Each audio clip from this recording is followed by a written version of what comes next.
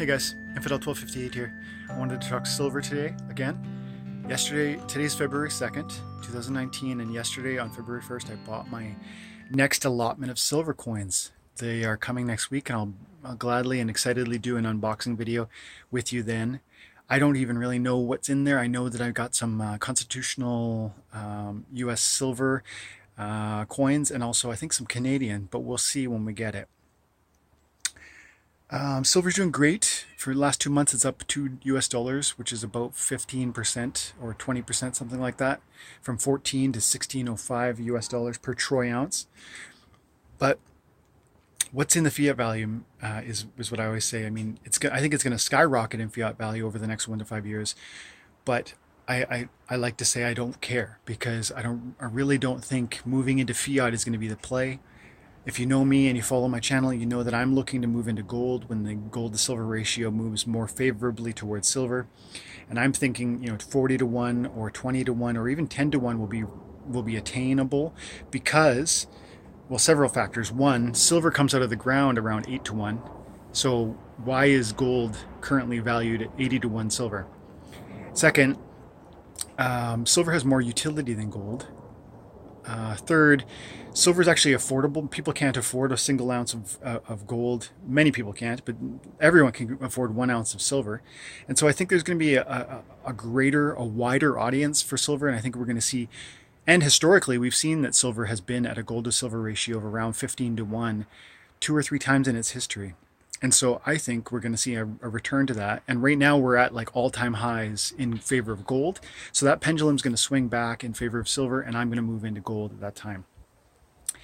But in the meantime, I'm watching the fiat valuations and I'm saying, yeah, $16 is great. And I think that's the tip of the iceberg. But why, it's such a drop in the bucket? Because I mean, look, why is it even at this number value anyways? Like, it's absolutely manipulation. I mean, silver is useful. It comes out of the ground at a much lower. The ratio at which it comes out of the ground would suggest that its value should be closer to that of gold, and yet it isn't. And there just is reason after reason to say that it should be higher. I mean, even like paper certifications traded annually is just absolutely indicative of manipulation. And I was just looking at the data before this video. In 2016, $2.2 trillion worth of silver was traded. $2.2 trillion.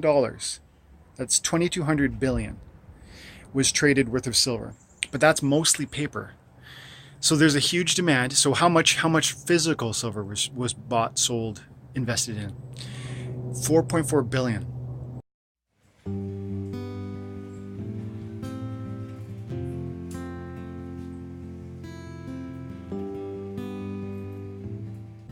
$4.4 billion of physical silver was bought and sold, and I think that was all the silver that year.